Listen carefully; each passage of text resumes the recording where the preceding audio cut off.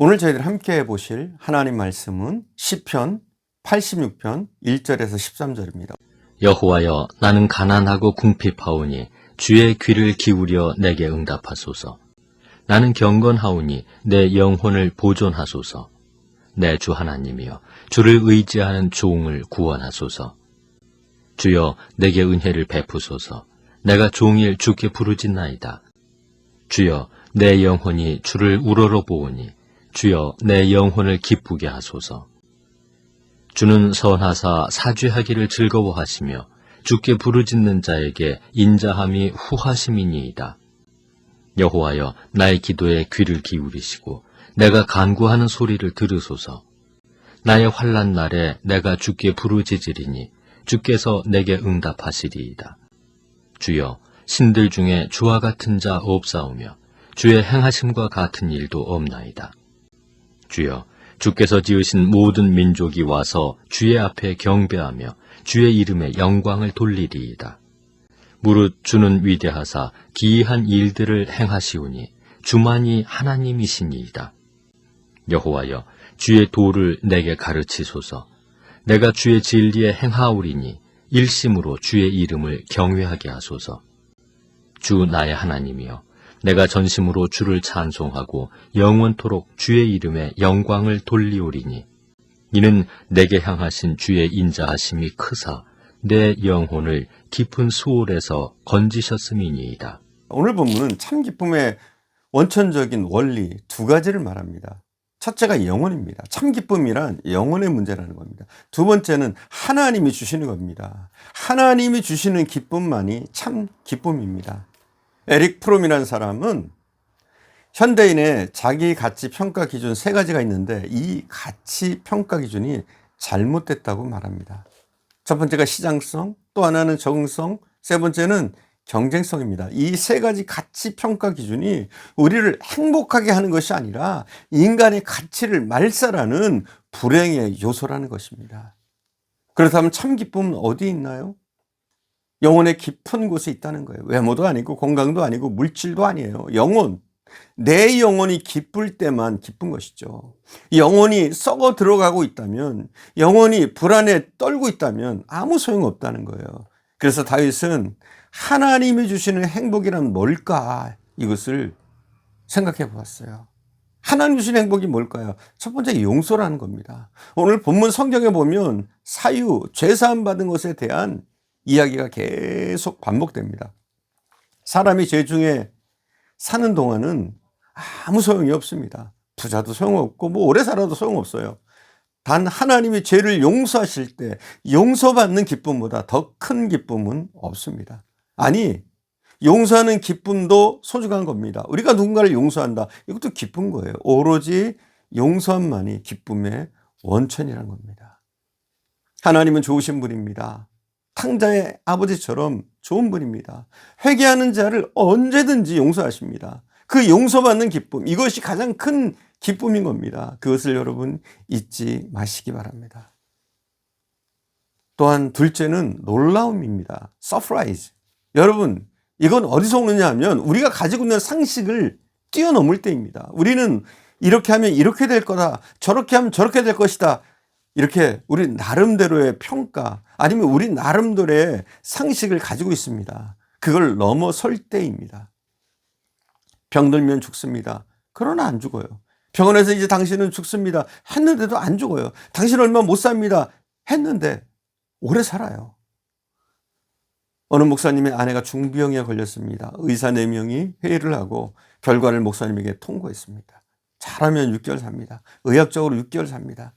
그러면서 수술을 해야 된다고 하더래요. 그래서 목사님이 담당 의사를 찾아가서 이렇게 물어봤대요. 만일에 제 아내가 당신 아내라면 어떻게 하시겠습니까? 그랬더니 그 의사 선생님이 나는 수술 안 합니다. 그러더래요. 그래서 목사님이 이랬대요. 그럼 나도 안 하겠습니다. 그리고 수술을 안 했대요. 그냥 편안하게 사셨는데 사모님이 목사님보다 더 오래 사셨습니다. 기적이죠. 인간의 예측과 지식은 여기까지예요. 그러나 그걸 넘어서는 거예요. 알고 보면 전부 사실 기적이에요. 사람이 안다는 게 얼마나 됩니까? 할 수 있는 게 또 얼마나 됩니까? 알고 보면 전부 다 기적이에요. 이 기적의 세계를 아는 사람이 행복하고 그것을 느끼는 사람이 기쁜 거예요. 우리가 기적을 느낄 때, 기적에 감사할 때, 그걸 깨달을 때마다 오 하나님 감사합니다. 거기에 진정한 기쁨, 감사함이 있는 거예요. 또한 선물성입니다. 선물이라는 건 율법을 뛰어넘는 것을 말합니다. 대표적인 율법주의가 심은 대로 거둔다입니다. 이 원리가 우리에게 적용된다면 어떻게 될까요? 심은 대로 거둔다? 이 원리가 우리에게 적용된다면 우리가 살아남겠습니까? 우리가 구원받을 수 있겠습니까? 어떤 의미에서는 심은 대로 거두지 않는다. 이것이 하나님이 우리에게 주시는 큰 은혜입니다. 나는 좋지 않은 것을 많이 심었어요. 그러나 큰 은혜로운 것들을 거두며 삽니다. 이걸 잊지 말아야 됩니다. 내가 한 대로가 아니에요. 내가 하지 않았는데, 나는 부족한데 하나님 주시는 그 은혜, 놀라운 것이죠. 구원받은 우리는 썩어질 것으로 심고 썩지 않을 것을 거둡니다. 여기에 내 기쁨의 근거가 있습니다. 죽을 것을 심고 오히려 생명을 거둡니다. 죽어 마땅한 짓 하고도 이렇게 살아서 영광을 누립니다. 우리가 믿는 하나님은 그분은 그런 분이세요. 여러분, 심은 대로 거둔다는 이치 앞에 여기 살아남을 사람 어디 있겠습니까? 이걸 잊지 말아야 합니다. 선물이란 것은 심은 대로 거두지 않는 거예요. 내가 심은 것을 다른 사람이 거두고요. 그리고 주께서 심은 바를 내가 거두는 거예요. 이 선물을 깨달아야 돼. 이게 공짜라는 거예요. 내가 심고 내가 거두고 있는 게 아니에요. 그리스도께서 심고 우리의 조상들이 심고 고마우신 분들이 심고 그리고 내가 거두고 있는 거예요. 선물입니다. 선물성. 이걸 알아야 돼요. 이걸 알 때만이 참 기쁨이 있어요. 선물 속에 살아도 선물이 뭔지 모르는 사람은 소용없어요. 이 선물성을 깨닫고 오늘 깨닫고 내일 깨닫고 깊이 깨달을수록 우리는 감격하는 겁니다. 어떻게 오늘 내가 여기에 있나 우리는 깊이 생각해야 합니다. 저는 저의 삶을 바라보면 너무나 과분하게 베풀어 주신 하나님의 선물이 가득합니다. 그래서 하나님의 은혜를 생각할 때마다 그분의 은혜를 깊이 묵상하면 가슴이 벅차고 눈물이 안 흐를 수가 없는 거예요. 여러분, 우리의 삶 전체가 선물이라는 것을 잊지 마세요. 공짜예요. 거저 주시는 거예요. 이 선물성에 대한 감격을 모르면 우리는 영영 불행한 거예요. 행복할 수 없는 거예요. 또한 다윗은 생각합니다. 행복 중에 가장 큰 행복은 무엇일까? 그건 기도 응답이라는 거예요. 그래서 주여 기도를 응답해 주세요. 내 기도를 들어주심을 감사합니다. 여러분, 이 기도하는 행복을 모르는 사람은 영적으로 행복할 수가 없어요. 기도하는 행복을 즐기며 사는 것이 예수 믿는 사람들이에요. 또 동시에 기도의 응답을 즐깁니다. 내 기도를 들어주시는 하나님, 곱배기로 들어주시고 100배로 들어주시고 내 기도보다 몇천 배로 응답해 주시는 하나님을 생각할 때 그것이 최고의 행복이에요. 다윗은 그랬습니다. 하나님과 만나는 것, 하나님 앞에 기도하고 응답받고 내 기도를 들어주시는 하나님께 감사합니다. 감사합니다. 그것이 그 영혼의 기쁨이었더란 말입니다. 그래서 시편 84편에 보면 그는 이렇게 말합니다. 여호와의 궁전을 사모합니다. 제비새끼 참새를 저는 부러워합니다. 저들은 하나님의 전에 거합니다. 하나님의 전에 거하는 자가 복이 있습니다. 또한 하나님의 사람으로 쓰이는 행복을 느낍니다. 그래서 주의 전에 하루가 밖에서의 첫날보다 낫고 주의 전에서 내가 문지기 노릇을 하는 것이 궁전에 거하는 것보다 낫습니다. 이렇게 고백하지 않습니까? 여러분, 다윗은 생각합니다.